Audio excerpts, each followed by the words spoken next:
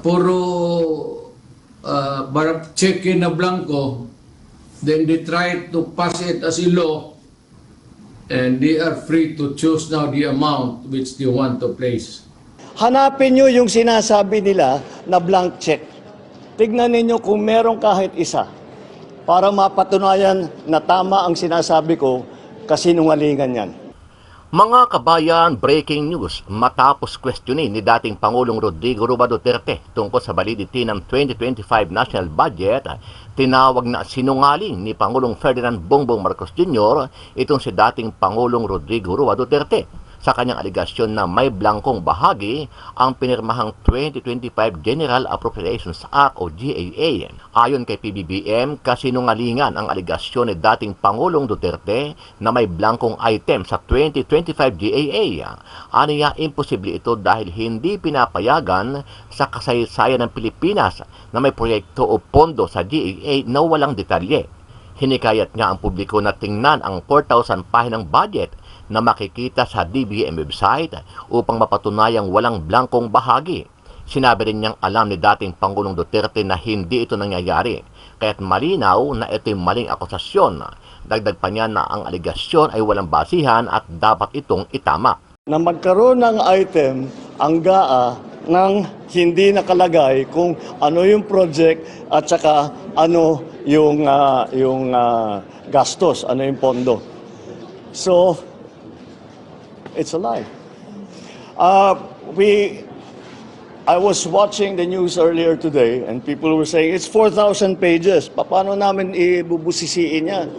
Ang ganito, para titignan namin isa-isa. Hindi na lang.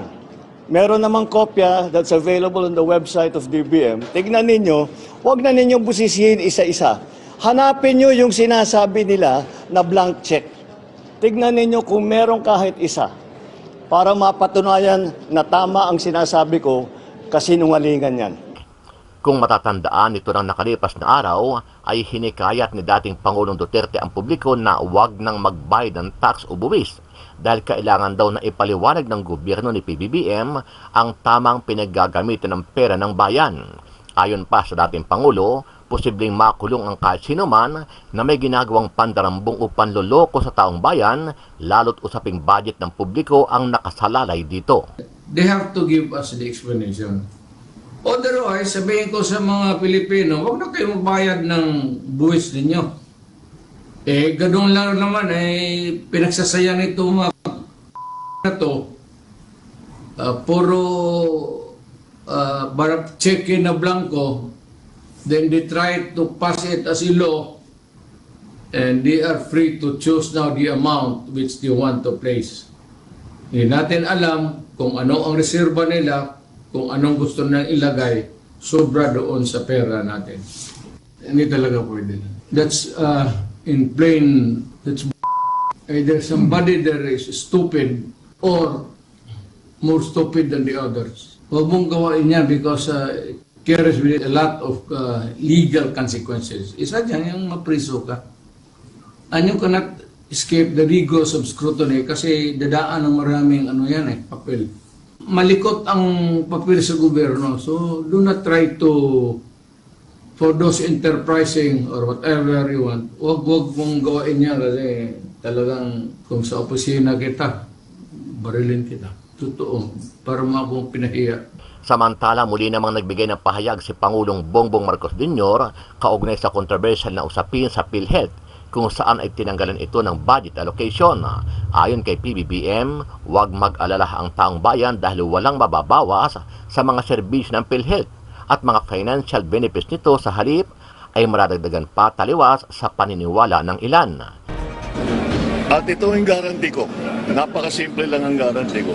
Kahit may subsidy, kahit walang subsidy, kahit anong contribution, all of these issues, hindi mababawasan ang serbisyo ng PhilHealth. Hindi mababawasan ang bayad ng PhilHealth sa insurance claim. In fact, baliktad, padadamihin pa namin ang serbisyong ibibigay ng PhilHealth, palalakihin pa namin ang pagbayad sa insurance claims.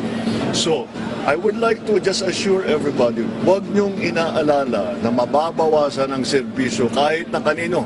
Para sa senior, para sa mga hirap, para sa middle class, walang mababawasan kahit isang kusing. Quite the opposite.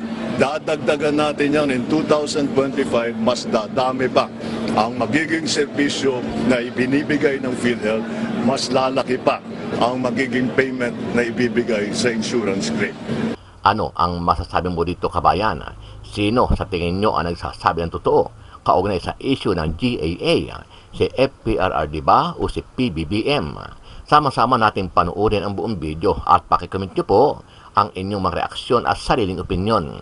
Pero bago yan, sa mga hindi pa po nakasubscribe sa ating channel na Kabayan News PH, pakipindot po ang subscribe button at pakiclick na rin ang notification bell para lagi kayong updated sa mga bagong upload natin na legit at napapanahong balita. Maraming pong salamat.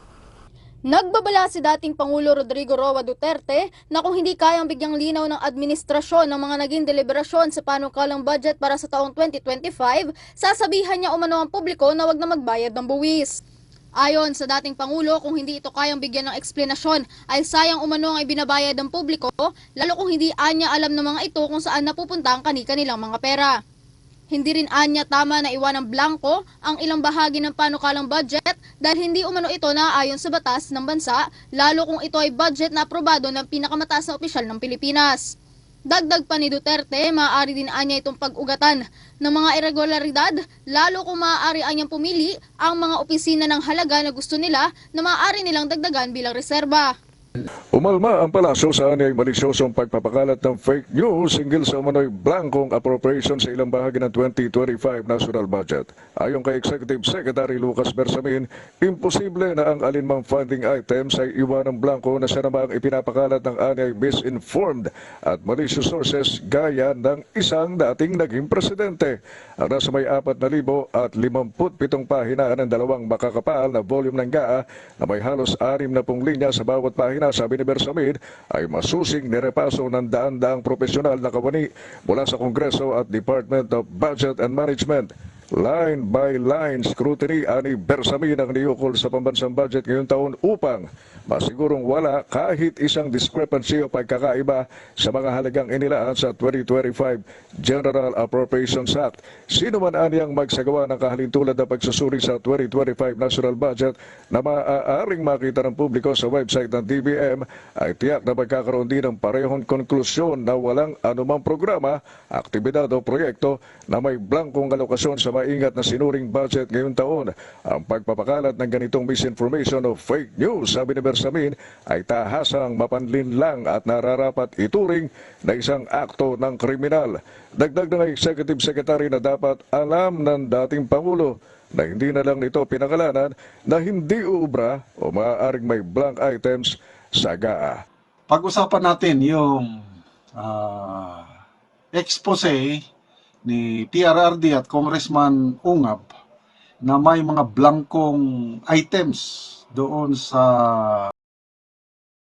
report, yung 2025 national budget. So that's invalid, sabi ni PRRD, at pwede kayong makulong. Sumagot naman ang palasyo through a statement by the Executive Secretary. Sinasabi niya maliciously false. That's criminal, sabi ng Executive Secretary. Pwede niyong makita sa website ng DBM yung GAA at walang blank spaces. So, sino ngayon ang nagsasabi ng totoo? Fake news ba talaga yung pagbubulgar ni PRRD na pwede siyang kasuhan dahil maliciously false? Ito, may nabasa akong post ni Optic Politics. Sabi niya, kung peke ang expose ni PRRD at Congressman Ungab, ipakita yung original. Ito pala ang tunay na sitwasyon, Yung pinag-uusapan, ito, may nabasa lang kong comment. Ito, nag-post kasi ang GMA News tungkol sa statement ni A.S. Bersamin. binabasa ko ang mga comments. So ngayon ko lang naintindihan. Ito si Arblen Chris Tapel. Basahin ko yung kanyang comment. Hindi na-gets ni Bersamin yung pinag-uusapan nila PRRD at Congressman Ungap. Hoy, Bersamin, na concern sila na sa BICAM report may mga blanco na pirmado ng mga representante. Pero sa GAA na pirmado na ng Pangulo, may amount na. Sino ang nagpuno ng mga blanco? Kongres, Senado, o ang Presidente? Daldal ka ng daldal, di mo pala nasusundan yung usapan sa podcast. So ito na, naintindihan ko na. So si Congressman Ungab naghahanap ng kopya ng GAA. Then later on, bigla siyang nagpasabog at ipinakita niya yung mga blank. So ang hawak ni Congressman Ungab, ang tinutukoy ni PRRD is yung approved BICAM report. At ipinakita nila sa publiko, may mga items doon, line items, na may mga blank. Kumakalat na sa social media, kitang-kita na blanco talaga. So nung isinabit yung BICAM report, ni-review ngayon ng Pangulo. Yung kanyang economic team, nag-overtime sila nung Christmas. At yun na, inayos. May mga line item veto. So nung pinirmahan na ng Pangulo ang GAA 2025 National Budget, wala nang blanco. Okay, so tama yung sinasabi ng Palasyo, ni Executive Secretary Bersamin, na wala talang blanco sa signed GAA. Wala talaga. Ang merong blanco, yung BICAM report. Blanco. Yun ang ipinapakita ni na Congressman Ungab at PRRD na sabi niya, invalid dahil bakit may blanco? So ang tanong ngayon, na dapat, ito ang dapat sagutin ng Palasyo. Paano nalagyan ng amount?